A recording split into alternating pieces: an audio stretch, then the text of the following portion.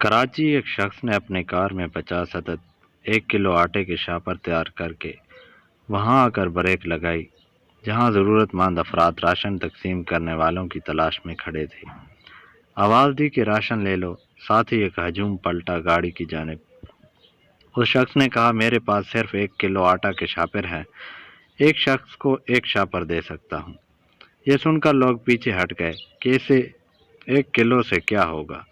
چند لوگ رکے اور بولے صاحب گھر میں فاقے ہیں، 1 کلو آٹا بھی بہت ہے، ہمیں یہی دے دیں۔ اس شخص نے ان چند لوگوں کو وہ شاپر تقسیم کر دیے۔ ایک بیوہ تھک کر وہ شاپر لیے گھر آئی کہ بچوں کو روٹی ہی بنا دوں۔ آٹے کا شاپر برتن میں خالی کیا۔ اب آٹا گوندنے کے لیے اس عورت نے ہاتھ آٹے میں ڈالا، دوسرے ہاتھ میں پانی لیا کہ اچانک پانی کا برتن ہاتھ سے گر گیا اور خوشی سے اس عورت کے آنسو نکلنے لگے۔ کیا دیکھتی ہے، آٹے میں سے 5000 کے 3 نوٹ نکلے۔ اس بیوہ عورت نے دوپٹے کا پہلو دراز کیا، رب کے حضور دعاؤں کا انبار اس نیک شخص کے حق میں بھیج دیا۔ وہ 1 کلو کا شاپر اصل میں مستحق لوگوں کو ڈھونڈنے کا طریقہ تھا۔